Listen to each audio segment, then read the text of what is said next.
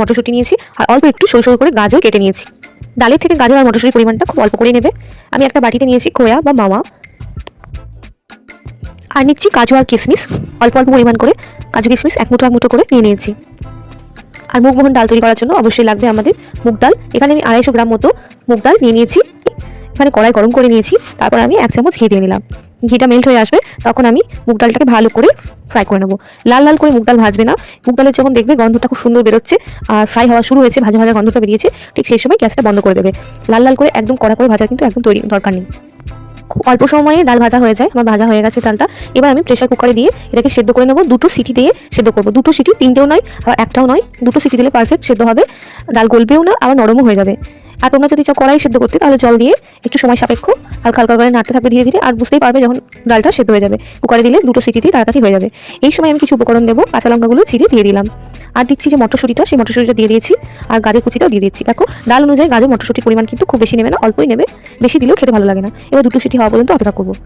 2টো city দেওয়ার পর আমি ফিরে এসেছি। দেখো জল কিন্তু আমি দিয়েছিলাম ডালের থেকে 1 ইঞ্চি উপরে পর্যন্ত জল থাকবে। এরকমই জল দেবে, বেশি দেবে না। দেখো ডাল পারফেক্ট সেদ্ধ হয়ে গেছে আর টেক্সচারটাও খুব সুন্দর আছে। ঠিক এরকমই আমাদের চাই। এখন ওই একই কড়াই আমি সর্ষের তেল নিয়ে নিচ্ছি। যদি সর্ষের তেলে না করতে চাও তাহলে 2 টেবিল স্পুন ঘি দিয়েও এটা করতে পারো। তবে আমি ঘি দিয়ে ভেজেছি, আগেই ডালে ঘিয়ের গন্ধ আসবেই, তাই আমি এখন তেল দিয়ে রান্নাটা করবো। এবার আমি ফোড়নের জন্য দারচিনি, এলাচ দিয়ে দিচ্ছি আর লবঙ্গ।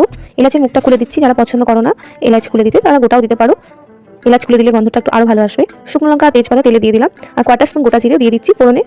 এই ডালে কিন্তু আদা বাটা একদমই দেওয়া চলবে না, তাহলে আদার গন্ধটা বেশি আসবে। আমরা জাস্ট হালকা একটু গ্রেট করে দিচ্ছি যাতে আদার সুন্দর স্মেলটা আসে, কিন্তু বেশিও নয় খুব কম। কিন্তু দেখতেই পাচ্ছ অল্প পরিমাণ আদা ঘষে দিয়ে দিয়েছি আর দিয়ে দিচ্ছি কাজু আর কিশমিশ। এবার তেলে সব কিছু নেড়ে দিচ্ছি। সব কিছু ফ্রাই হচ্ছে আর কাজু কিশমিশটাও তেলে কিন্তু ফ্রাই হয়ে যাবে। সব কিছু নাড়তে নাড়তে আমি 1 চিমটি হলুদ দিয়ে দিলাম। অল্প হলুদ দিলে ডালের রংটা খুব সুন্দর কাঁচা হলুদ আসবে। বেশি হলুদ কিন্তু দেবে না, তাহলে হলুদের গন্ধটা বেশি আসবে আর ডালের রংটাও কিন্তু ভোজবাড়ির মতো হবে না।